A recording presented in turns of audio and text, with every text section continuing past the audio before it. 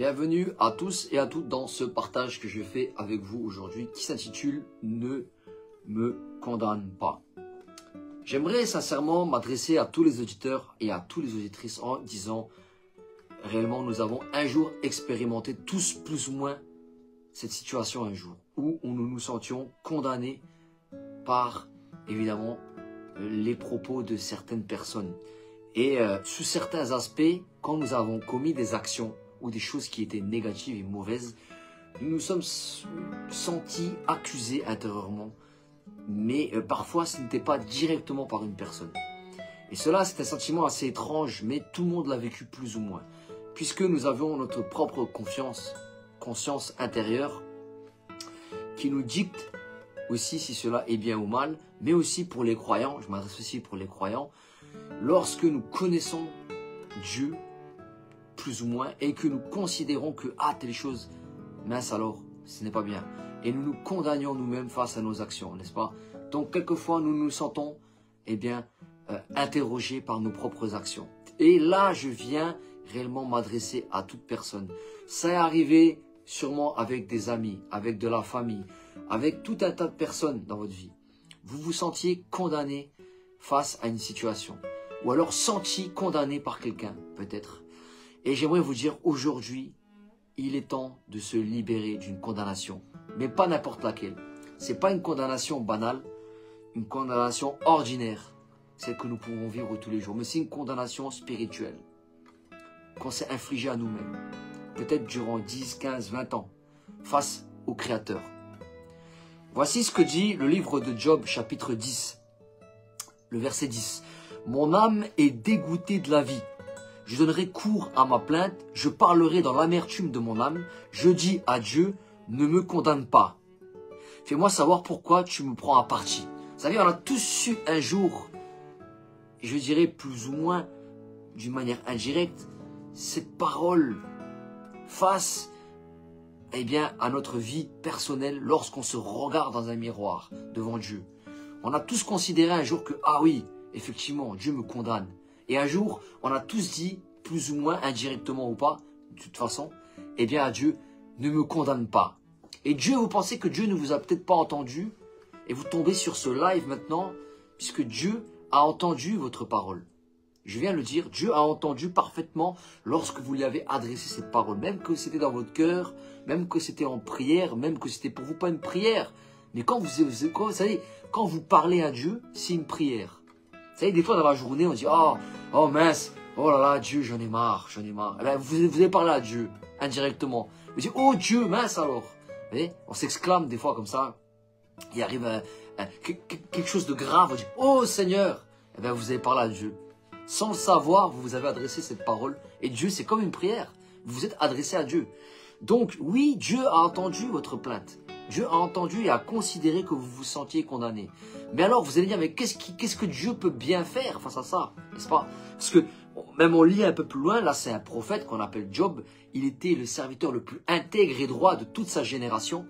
Alors là, c'est quand même quelque chose de particulier, vous voyez ce que je veux dire? Et pourtant, lui-même étant le plus intègre et droit de toute sa génération, il s'est senti condamné. Mais par ses actions, parce que ce qui lui est arrivé le dépassait. Vous voyez ce que je veux dire? Donc, et là, on lit dans le verset 14, il dit quoi? Si je pêche, tu m'observes. Si je pêche, tu m'observes. Tu ne pardonnes pas mon iniquité. Je suis coupable, malheur à moi.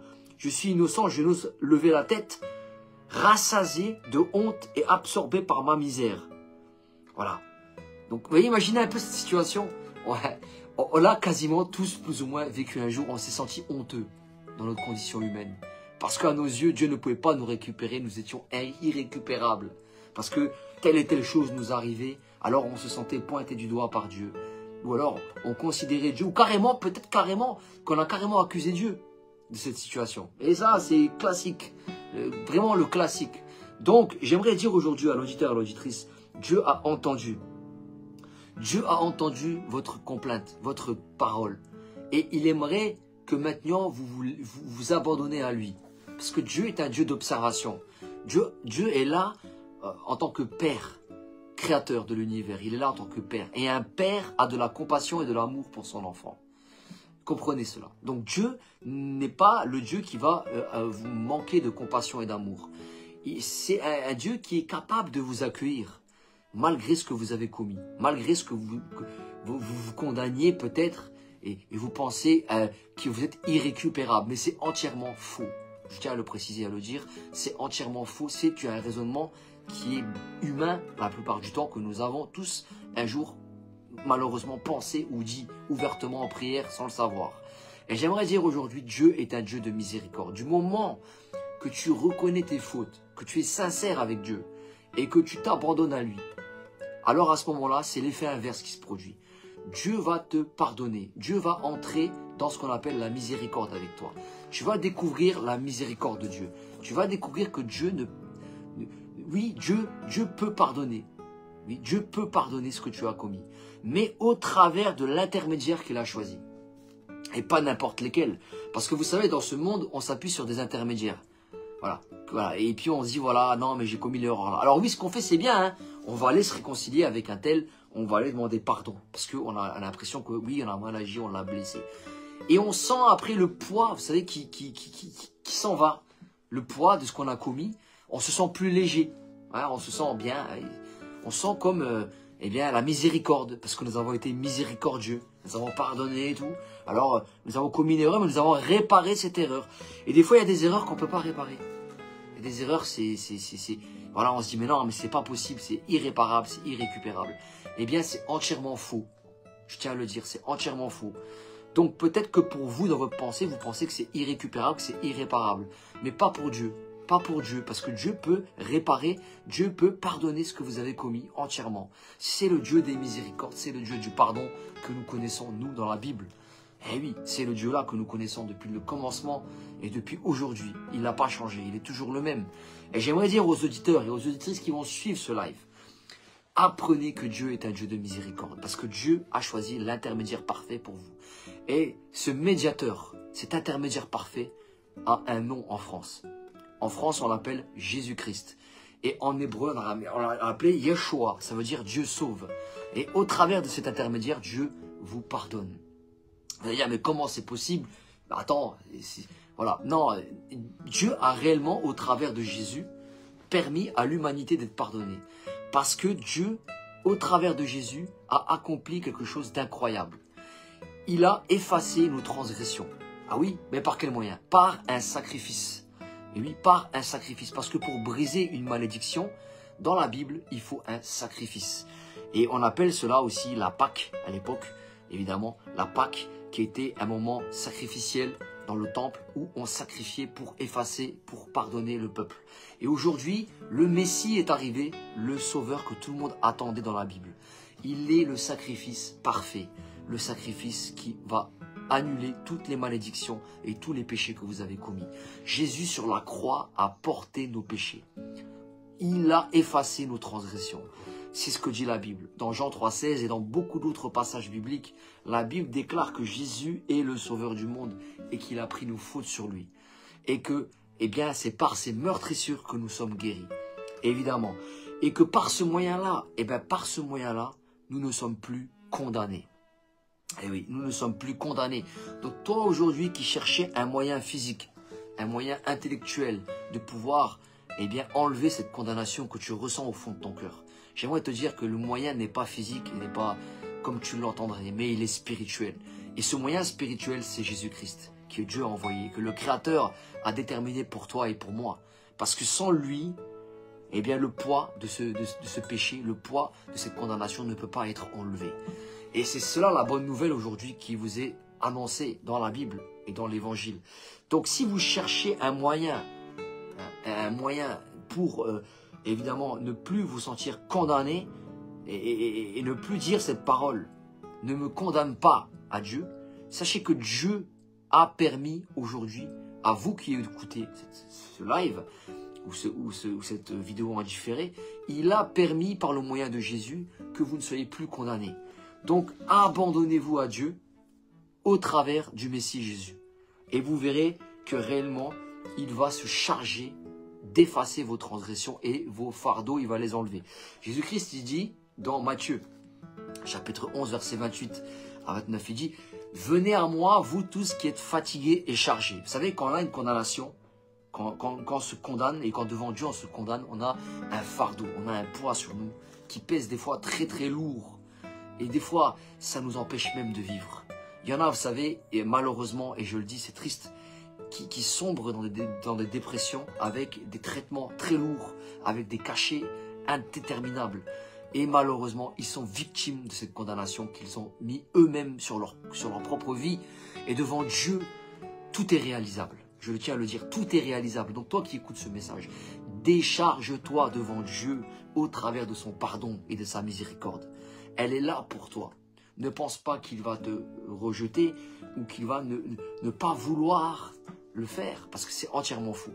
Et parce que nous avons un Dieu des miséricordes, le Dieu créateur qui est miséricordieux. Et au travers de ce Messie, Jésus, eh bien la miséricorde est aujourd'hui possible. Le pardon est aujourd'hui possible. Il va enlever ta condamnation. Si tu tiens réellement à faire cette rencontre, il te suffit pour toi, par commencer par un moyen très simple.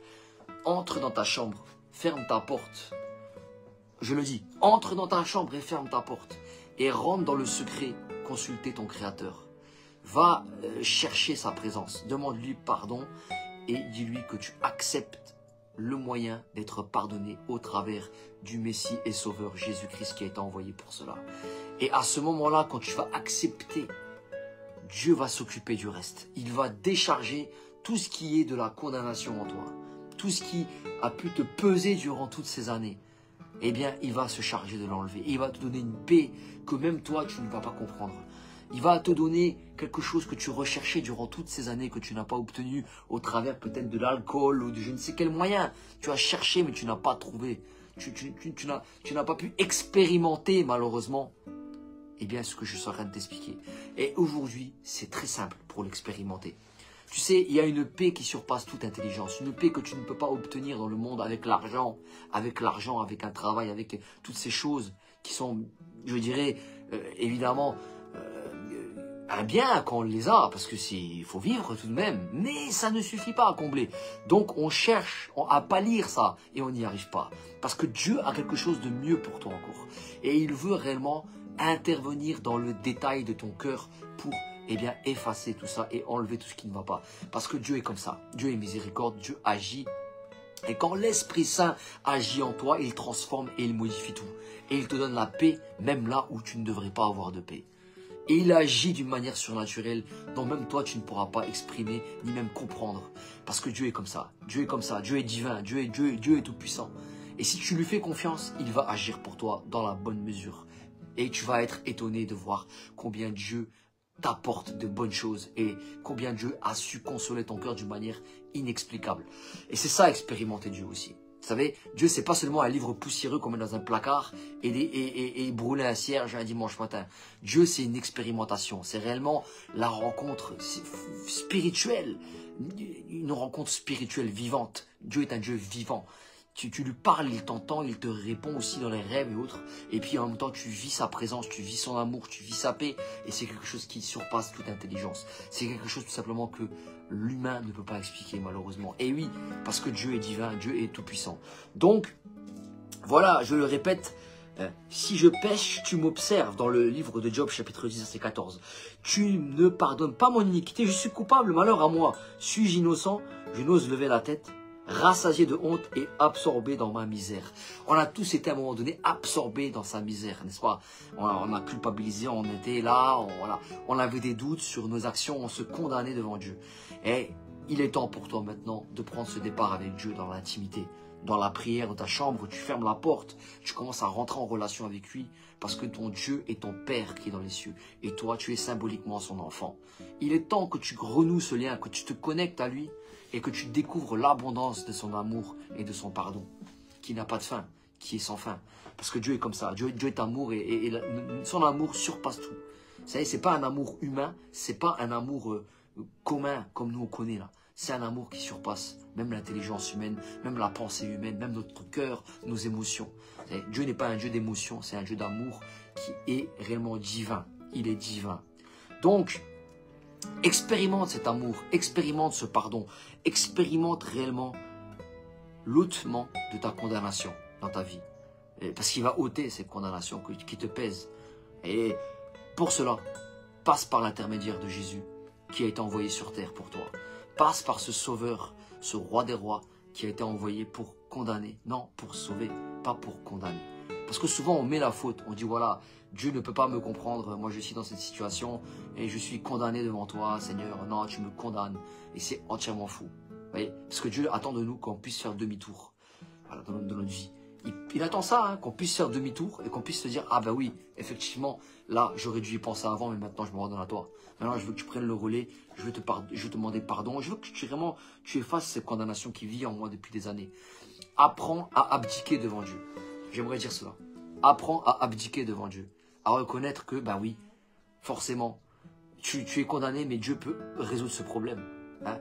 Bon, maintenant il n'est pas trop tard parce que Dieu est là et il attend. Hein. Je ne sais pas durant combien d'années tu as su être dans cette pensée captive, cette pensée qui malheureusement t'a traversé la tête durant plusieurs années ou plusieurs mois. Mais maintenant, au travers de ce message, j'espère en tout cas que tu considères que Dieu est un Dieu de miséricorde et qu'il va enlever ta condamnation par l'intermédiaire de Jésus. Alors évidemment, tu as entendu ce message, vraiment, si tu n'as pas lu la Bible, si tu n'as pas lu l'Évangile, je t'invite à lire l'Évangile, à découvrir Jésus-Christ. Je t'invite vraiment aussi à aller dans une communauté chrétienne pour réellement être avec des croyants et puis vivre cette communion de louange et de force avec Dieu, en même temps avec ceux qui sont comme toi, qui veulent découvrir et qui aiment Dieu. Et en même temps, Dieu va commencer à opérer quelque chose de nouveau dans ta vie. Et tu vas voir que réellement, ça vaut tout l'or du monde. Réellement, réellement. Et tu vas découvrir l'amour et la présence de Dieu d'une manière surnaturelle.